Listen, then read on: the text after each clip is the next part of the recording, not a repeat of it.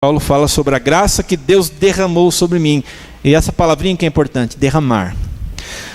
Na teologia bíblica, o perdão, a noção, a ideia e o conceito do perdão é cobrir. O ato de cobrir um pecado. Todos os rituais do Velho Testamento apontavam isso. Quando alguém pecava, tinha que trazer um animal sem mancha, sem defeito nenhum. Trazia para o sacerdote punha sua mão na cabeça do animal, confessava o seu pecado, cortava, degolava o animal, pegava o sangue daquele animal, jogava no altar de Deus, e o sangue cobria o altar. De tal maneira que a ideia era, debaixo ali está o pecado, e o sangue cobre, e expia, ou perdoa o pecado. E por isso que o salmista no 32 fala, bem-aventurado aquele cuja iniquidade é perdoada e cujo pecado é coberto. A ideia do perdão é cobrir. Então o que é estar coberto? É estar protegido, é estar perdoado, é estar salvo, é estar seguro. O sangue que foi colocado lá nas casas do Egito, dos israelitas, na porta dos israelitas, o anjo da morte passou na 10ª praga, e toda a casa que tinha sangue cobrindo, os filhos não morreram, porque foram protegidos pelo sangue. Essa é a ideia da cobertura, da proteção. E Paulo usa essa metáfora, dizendo, Deus derramou sua graça em mim, ou seja, eu estou coberto. Minha vida está coberta pela graça. A mesma coisa, Deus derrama a sua graça sobre nós. Nós estamos sob a graça, debaixo da graça. Por isso que Paulo combate tanto os Gálatas, Vocês estão vivendo debaixo da lei, da graça vocês caíram. Vocês saíram debaixo do guarda-chuva da graça, se vocês querem obedecer a lei de novo. Então Deus olha para nós sob essa cobertura que Ele colocou na nossa vida. Estamos debaixo da graça. É a mesma coisa que Paulo diz quando eu estou em Cristo. Estar sob a graça, estar em Cristo, é a mesma coisa. Quem agora nós somos deve ser entendido não mais do ponto de vista de quem nós éramos, mas do ponto de vista de que a graça nos cobriu. Nós estamos cobertos pela graça? Claro.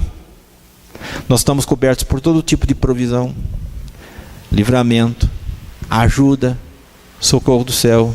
Deus vai te socorrer, vai te livrar. Não se preocupe com isso. Virá. Você está debaixo da graça. Você está coberto pela graça. Por isso que mesmo em Romanos, o texto diz para nós, que se Deus não poupou o seu próprio Filho, mas o entregou por nós, como não nos dará com Ele todas as outras coisas? Quem está coberto, está suprido. Por isso que, voltando para Efésios, Paulo diz, todo que creu no Evangelho da salvação foi selado, com o Espírito Santo da promessa. Isso é um contraponto à marca da besta, lá de Apocalipse. Quem tem a marca da besta é selado com a marca da besta. Quem recebe o Espírito Santo é selado também com o Espírito Santo. É propriedade de Deus. A ideia de selagem é a ideia de propriedade. É propriedade de Deus. Ninguém toca. É dele. Então quem creu em Jesus, quem crê em Jesus, é selado. Pergunta que eu faço para você: onde você acha esse selo? Onde é que ele está? Não é visível. Mas quem crê em Jesus é selado com o Espírito Santo. É propriedade de Deus. Queridos, você é propriedade de Deus? O que pode te faltar? Deus não cuida bem da propriedade dele? Se você é propriedade de Deus, descanse. É propriedade, Deus sabe cuidar do que é dele. Se você entregou e confiou a sua vida e a sua alma na mão de Jesus, você acha que ele vai descuidar? Por isso que Paulo fala da superabundante graça. Ele não fala só da graça, mas ele fala da superabundante graça. E o que significa isso?